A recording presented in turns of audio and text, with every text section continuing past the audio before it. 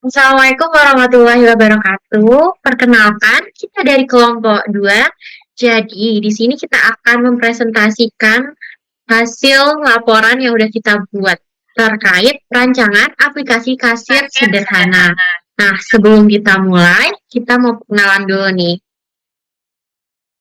Saya Ahmad Sabda Rusdi dengan NIM 41. Saya Nicholas dengan NIM 47. Dan saya Talita Anastasia dengan NIM 67.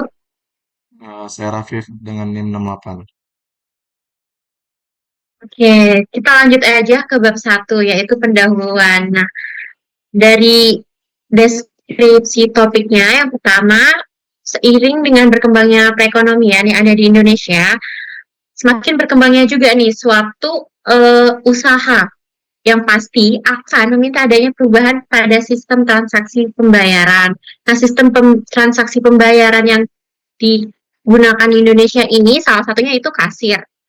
Nah, kasir adalah tempat melakukan transaksi atau pembayaran yang menjadi akhir dari sebuah transaksi jual beli antar konsumen dan produsen.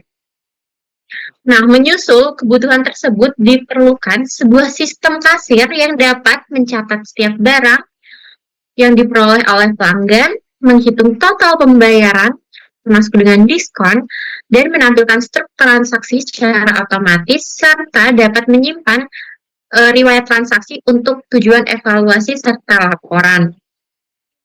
Oke, kita langsung aja masuk ke tujuan penelitian. Kita ada beberapa tujuan penelitian nih. Yang pertama, yaitu mengembangkan sistem kasir digital yang mampu mencatat data pembelian barang setiap konsumen secara efisien. Lalu yang kedua, menyediakan fitur pencarian barang berdasarkan nama barang ataupun kode barang. Yang ketiga adalah menerapkan algoritma pengurutan untuk menampilkan produk sesuai dengan harga ataupun nama. Lalu yang keempat adalah menghitung total pembelian serta diskon secara otomatis dan akurat. Dan yang kelima, menciptakan antar muka grafis atau GUI yang intuitif untuk digunakan oleh kasir.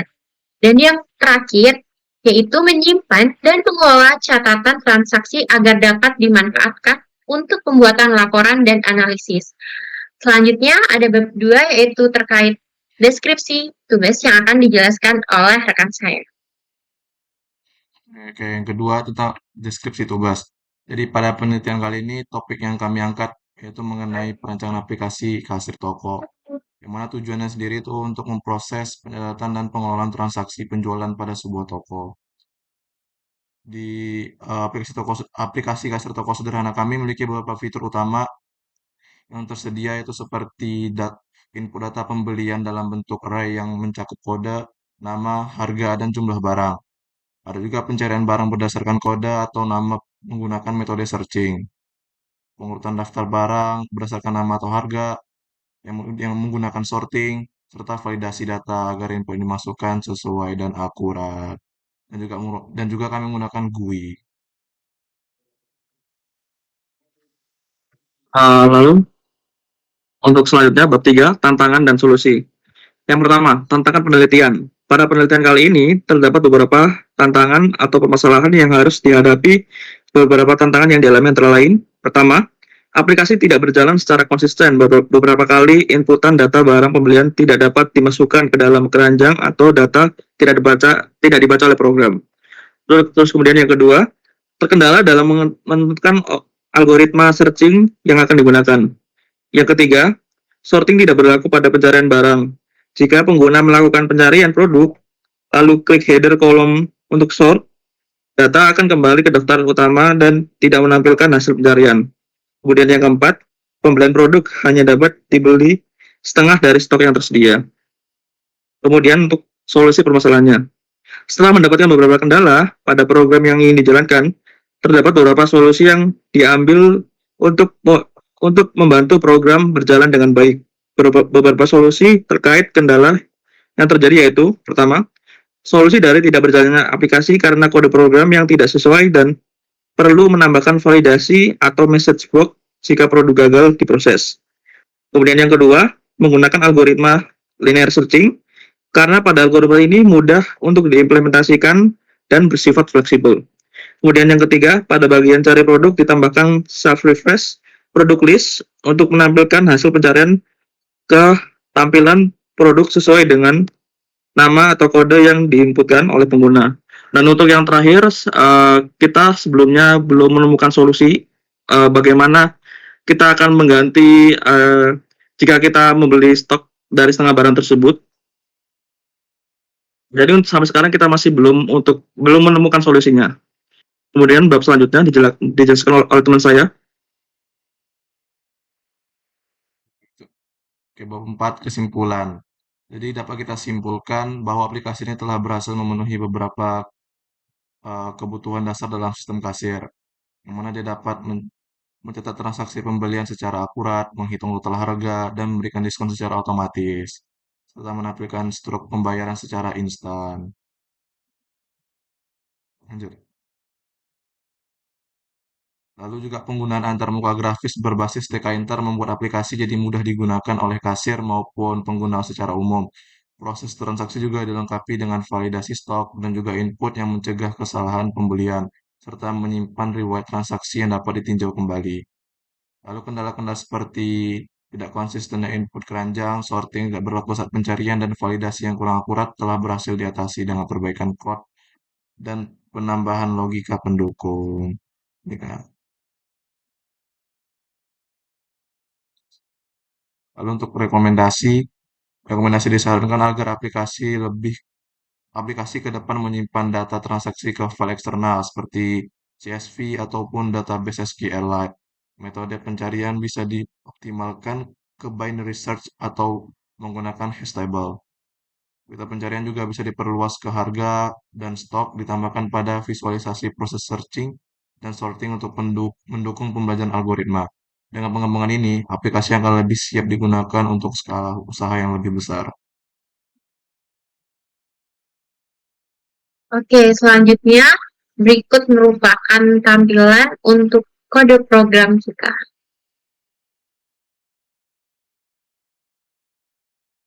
Nah, ini untuk tampilan kode program yang akan dijelaskan oleh rekan saya. Baik, untuk program searching atau sistem pencarian sendiri, sistem pencarian yang digunakan untuk mencari produk berdasarkan nama atau kode produk. Kemudian sistem ini menggunakan input dari pengguna untuk menemukan produk yang sesuai.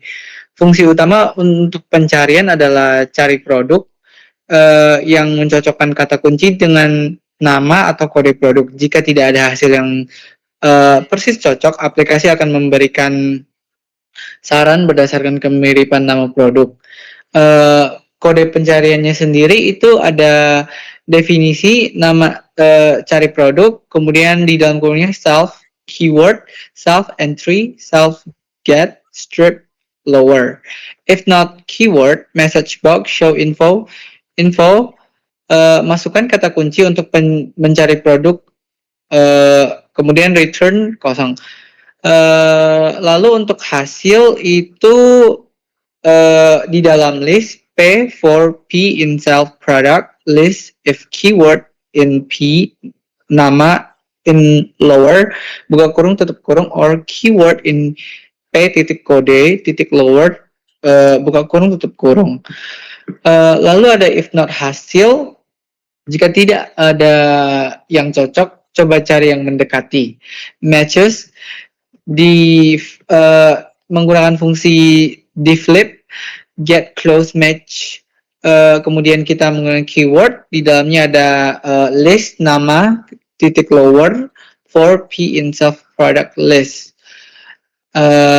Terus if match, jika cocok, suggestion sama dengan match, list di dalamnya itu null. Message box, show info, F keyword yang tadi kita masukkan tidak ditemukan. Apakah maksud Anda suggestion atau lalu kemudian ke hasil sama dengan dalam bentuk list P for P in self product list, product list, if P titik name in lower dalam kurung tutup kurung sama dengan suggestions. Else message box info F product keyword tidak ditemukan. Kemudian self reverse product list, hasil di dalam kurungnya hasil. Terus ada sistem sorting. Sistem sorting memungkinkan pengguna untuk mengurutkan produk berdasarkan kolom tertentu, seperti kode, nama, harga, atau stok. Fungsi utama untuk sorting adalah short column click, buka kurung, tutup kurung, yang mengurutkan produk berdasarkan kolom yang diklik dan mengubah urutan menjadi ascending ke descending. Kode sorting itu def, short column click, self column. If self current sort column itu sama dengan column, self current sort reverse sama dengan not self current sort reverse, else. Self current short column sama dengan column, self current short reverse sama dengan false. If column itu sama dengan nama, self product list short, key sama dengan lambda, p titik nama p titik 2 itu p titik nama titik lower, buka kurung, tutup kurung, kemudian reverse sama dengan self current short reverse, elif kolom sama dengan harga, self product list short key sama dengan lambda p titik 2 p titik harga reverse sama dengan self current short reverse, elif kolom sama dengan kode, short product list short key sama dengan lambda p titik kode titik lower, buka kurung, tutup kurung, reverse sama dengan self current short reverse, elif kolom sama dengan stock. Terus self product list short key sama dengan lambda p titik 2 p titik stock reverse self current short reverse, self update tree view headers, kemudian self reverse product list. Kemudian sistem diskon itu, sistem diskon diterapkan berdasarkan total belanjaan di keranjang. Diskon dihitung menggunakan 2 tingkat diskon, 5% untuk belanja lebih dari 50.000, kemudian 10% untuk total belanja lebih dari 150.000. Kode untuk diskon itu sendiri, self hitung definisikan hitung total dalam kurung self, if not self keranjang, message box show info keranjang kosong, self label total config dalam kurung teks sama dengan total harga titik 2 harganya, kemudian return total sama dengan sum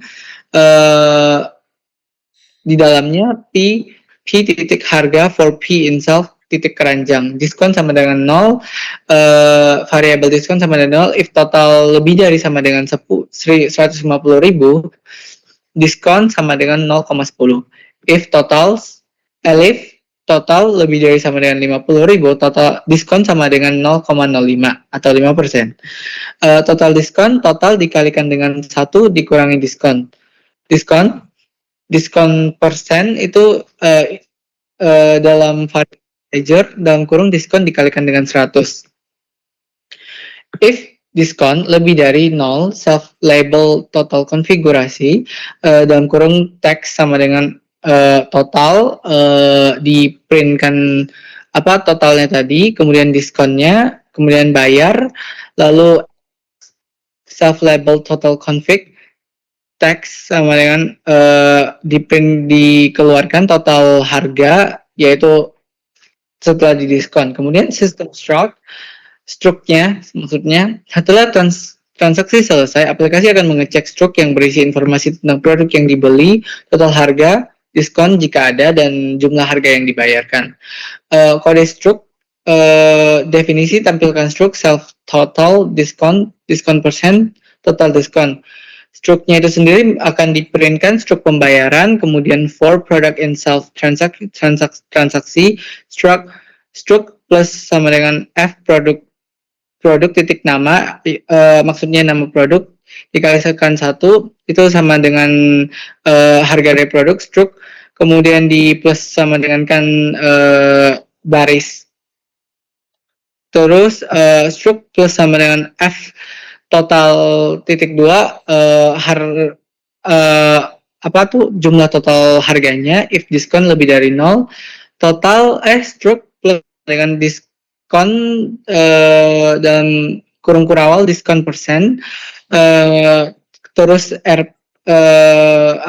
harganya, lalu struk plus sama dengan total diskon, jadi 2 tadi total diskonnya. Kemudian akan muncul message box struk untuk pembayaran tadi. Kemudian sistem riwayat transaksi menyimpan setiap transaksi yang dilakukan oleh pengguna. Riwayat ini mencatat detail produk yang dibeli, total harga, diskon yang diterima, dan metode pembayaran yang digunakan. Kode riwayat transaksi itu ada dev build riwayat, self frame riwayat tadi yang kita udah bikinkan, TK titik label, frame text riwayat transaksi, kemudian ada ukuran dari frame yang akan kita buat riwayat transaksinya itu. Terus dev refresh tree riwayat, from date time, import date time for IDX entry in enumerate, tanggal str, date time now, strf time, itu ada day, month, years. Kemudian daftar item yang tadi kita belikan, kemudian self tree riwayat insert, and value IDX, tanggal dalam bentuk string, kemudian daftar item, kemudian entry total, entry diskon, entry bayar, entry metode. Dan untuk menjalankan aplikasinya itu sendiri akan saya jalankan. Sebentar, saya bagikan layar saya. Udah? Ya. Oke. New terminal.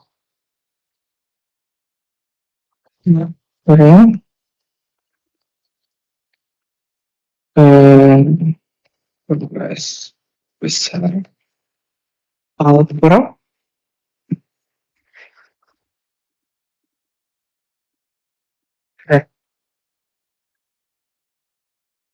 Oke, kita masuk ke login. Saya akan masukkan pengguna, kemudian Nicole, belum ke share screen. Oke. Wait. Bagikan seluruh layar. Oke, udah? Bentar. Udah. Baik, terima kasih. Nah, di sini login, tadi pengguna masuk. Oke, login. Selamat. Oke, kemudian bentar saya gedein. Tadi misalnya kita cari pencarian Indomie goreng cari. Nah, akan muncul Indomie goreng, terus kita klik plusnya, itu dia akan Indomie goreng akan otomatis dipluskan 1. Kemudian kita juga bisa langsung ke tombol tambahkan barang ini, kita ada plus gini, jadi bisa langsung ditambahkan barangnya. Kemudian bisa juga dikurangi, misalnya di sini berkurang menjadi 2. Kemudian masuk ke tadi saya coba ke reset itu sendiri. Bentar, saya coba. Bentar ya. Oke, saya coba isu pasel. Oke, cari isu pasel. Oh, salah. Oh, ada nih. Jadi walaupun inputan saya salah, tapi dia muncul barangnya yang match atau yang mirip gitu. Nah, saya pluskan, atau saya nggak usah pluskan, saya reset aja. Nah, itu kembali ke jendela di daftar produk ini. Kemudian saya masukkan semua ke keranjang. Bentar, muncul nggak guys? Iya, muncul. Oke, muncul. Nah, ini akan langsung dikalikan dengan berapa, misalnya tisu pasir tadi saya ketik plusnya itu 3 kali, jadi dikalikan dengan 3 tadi sama yang lainnya juga. Nah, hitung total, ini langsung otomatis hitung total, kemudian masukkan ke transaksi. Anda bisa menggunakan metode pembayaran misalnya saya pakai GoPay kan, konfirmasi pembayaran sebesar 48.000. Jadi tadi kan kalau pembayarannya udah lebih dari 50.000, dia akan diskon 5%. Nah, ini jadi nggak ada diskon sama sekali. Nah, akan langsung muncul struk belanja seperti ini. Kemudian saya ke riwayat transaksi, nah dia berhasil. Ada riwayat transaksinya. Tanggal segini, tanggal 12 bulan 6 2025 pukul 8 pukul 8.42. Nah, kembali ke daftar produk, ada tombol kembali ke daftar produk. Kemudian saya bisa kelola barang. Nah, di sini saya misalnya masukkan P100. Nama produk, guys, ada rekomendasi Susu beruang. susu beruang. Oke. Baik. Susu beruang salah. Harganya itu misalnya 10.000 lah ya. Bentar. 10.000. Oke, stoknya misalnya saya kasih 7 stok. Tambahkan produk. Akan muncul message box. Produk susu beruang berhasil ditambahkan. Kemudian saya ke aplikasi belanjanya lagi. Saya cek, saya ke menu pencarian, fitur pencarian tadi yang tadi kami ngomongin. Susu beruang. Sorry. Cari. Ada, muncul. Kemudian saya bisa tambahkan lagi, gitu. Jadi, sudah. Sortingnya nih, kalau sorting belum. Oh, ini sortingnya. Sorry ya. Kalau sortingnya itu sendiri, kami tinggal mengklikkan nama produk. Nah, dia akan mensorting dari nama produk itu sendiri. Maksudnya kayak dari huruf pertama atau huruf pertama dari nama produk itu sendiri. Misalnya amplop putih. Nah, A ini kan itu kan sorting dari kayak abjad terkecil sampai abjad terbesar, A sampai dengan T. Jadi T merupakan abjad terbesar ini. Kemudian juga ada harga. Nah, dia berdasarkan harga paling murah tuh berapa yang ada di toko Nicomaret ini. Itu ada 500.000, terus harga termahalnya itu ada 75.000, yaitu kalkulator Casio gitu. Jadi dia langsung sorting juga bersama dengan kode dan lain-lainnya gitu. Sudah? Kemudian kalau hapus barang. Oh ya, hapus barang. Bentar. Saya mau hapus contohnya kalkulator. Oh, bentar. Kalau untuk hapus barang itu fitur kami perlu memerlukan adanya si admin ini harus tahu kodenya berapa. Oke. P035, saya ingin menghapus kalkulator Casio. Jadi kelola barang tadi P035, hapus produk. Produk dengan kode P035 berhasil dihapus. Nah, saya coba cari yang tadi P035 dengan kodenya. Produk P035 tidak ditemukan. Saya coba pakai yang kalkulator, nama produknya itu sendiri tadi kalkulator Casio namanya. Kemudian saya coba cari produk kalkulator Casio, tidak ditemukan. Jadi dia akan otomatis menghapus barang ya tadi itu yang saya hapus, kalkulator Casio kayak gitu. Itu praktek dari kode aplikasi kami. Oke, saya tutup ya. Oke, sekian dari kelompok kami. Mungkin dari teman-teman ada yang mau ditambahkan sebelum kita menutup presentasi kali ini. Udah cukup? Oke. Jadi itu presentasi terkait laporan, kode program, lalu aplikasi yang kita miliki. Ya, wassalamualaikum warahmatullahi wabarakatuh.